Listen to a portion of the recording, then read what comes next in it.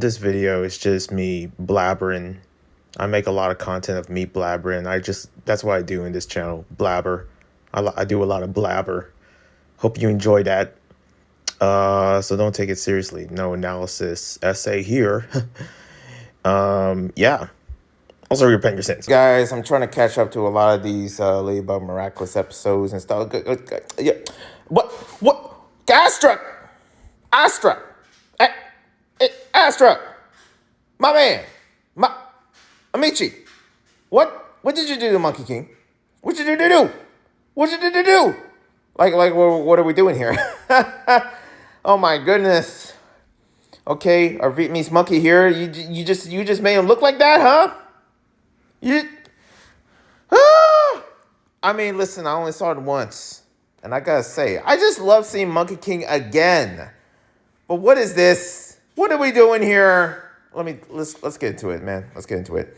Monkey King is back with the episode of Sleeping Syren, which is basically the name of the enemy, which of course is Ondine, you know. And I thought that she was gonna be part of the Miraculous, but man, I feel like anybody can be part of the Miraculous. Let's do it, baby. Except for these tree bullies. I don't know who the frick they are. I don't know what turf they trying to slide on, but it ain't happening. Okay? Like, what's this? What's freaking Dumbledore's doing there, man? What's over here, freaking like blonde Shaggy? Okay, what? These Three Stooges, man.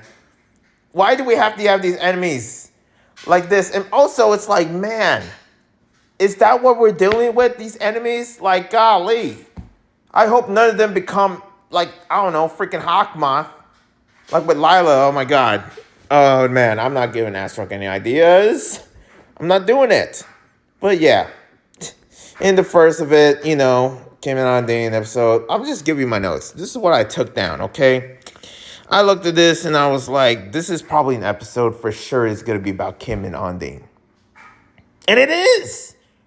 Of course, it's the Monkey King. The Monkey King. And this is the man that almost got Chloe'd. Almost got Chloe. Let me tell you right now. Okay, if there was a new leader, I guarantee Chloe would still be there. Okay, I know we're done with Chloe. Shut up. This is my freaking review. Okay, let me talk about Chloe. He ain't dead. She ain't dead, of course. But let me tell you that this like episode was almost into that premises or that like rhythm that the same thing whatever episode that you know Chloe just you know was like not part of the squad anymore, not part of the heroes, even though she's like the OGB, the OGB, yes, the OGBEE. Ooh, bars. But yeah, I mean, this episode was okay. The thing is that it is colorful. It is part of like, you know, like who Monkey King is. Even though there's like some parts where I'm just like, man, what are we? Listen. It's good to see that many of the other students have a relationship for sure.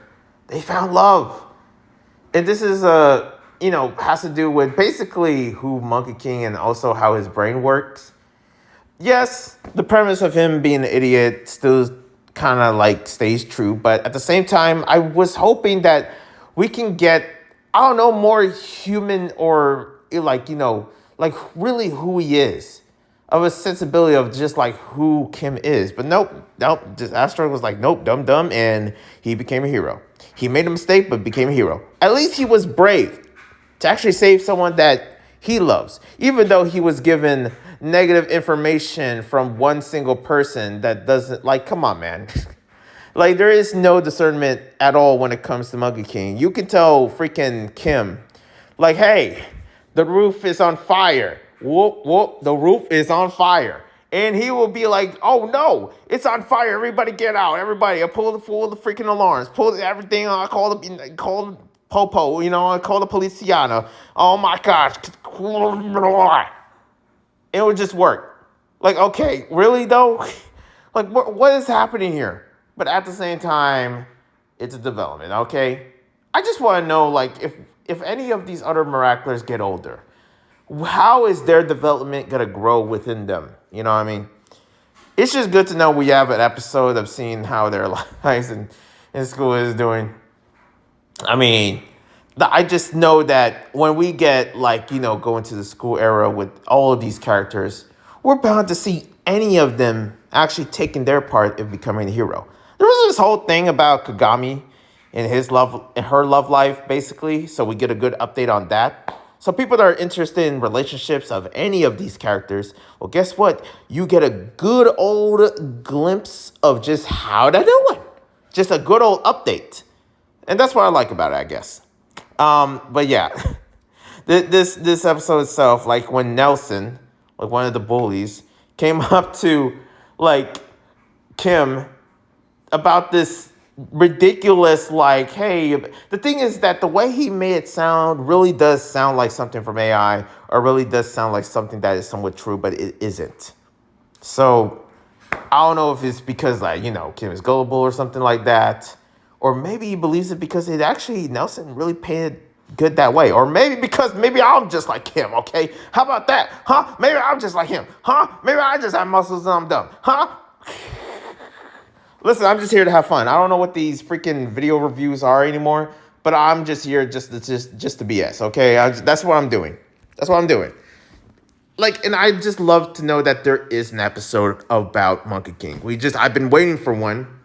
And I've been wondering what's going on between Kim and Undine.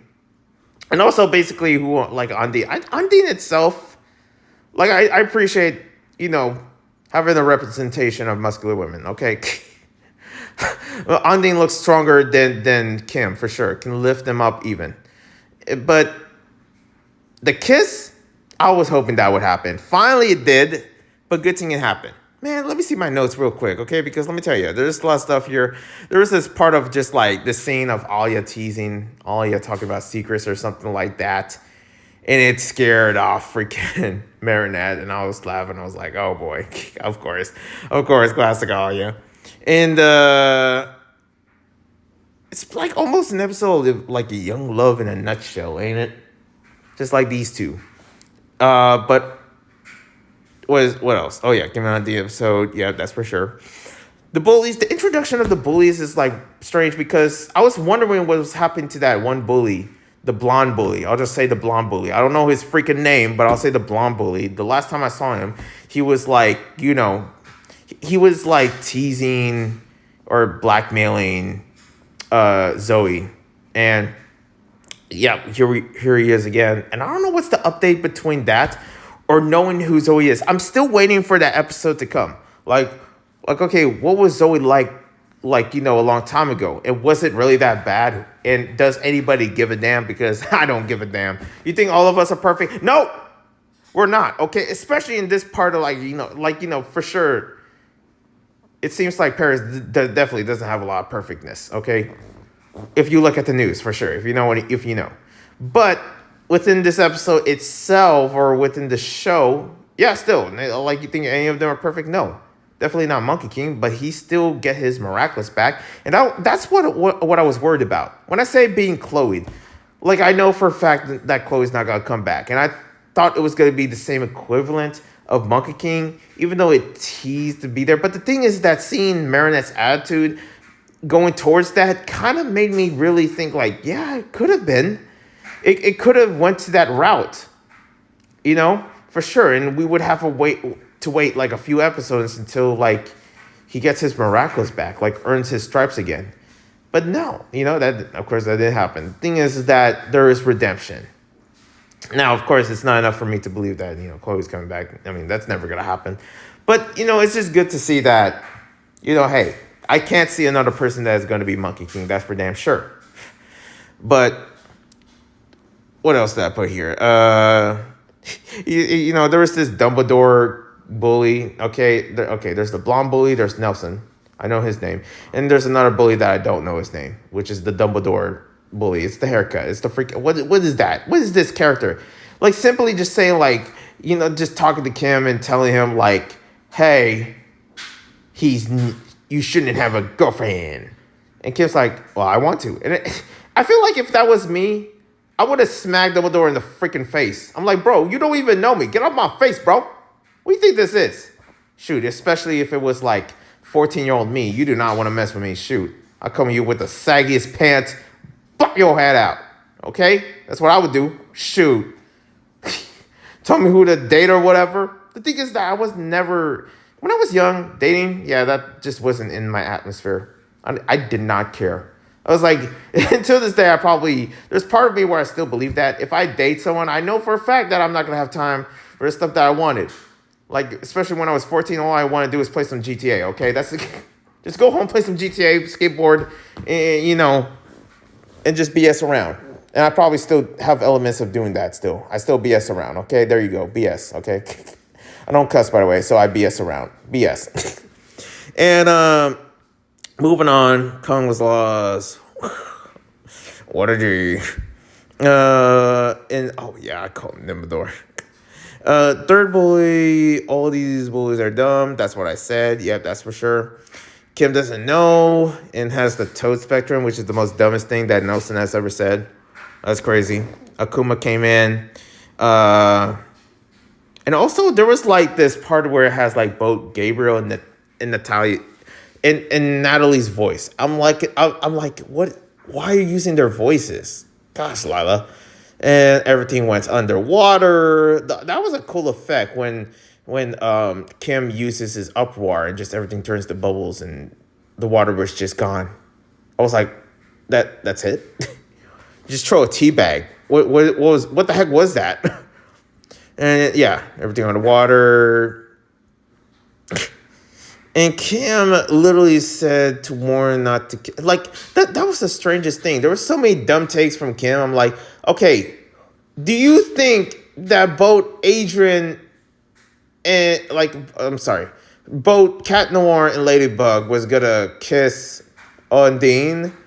Like, don't you know, like, the only way, like, whatever, like, nonsense that he was thinking that could affect diseases is from a kiss.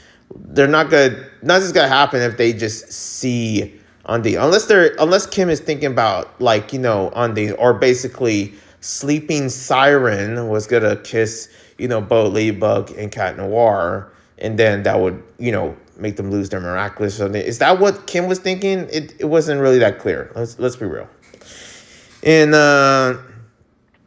but listen, for order, yeah. Oh yeah, that was the cool thing. Kim still at this point still listens. He still listens for an order from Ladybug, but he didn't get any because all the other heroes was there and there was a issue. And the thing is that I like how the aspects of anger of Ladybug was really preferenced here very well.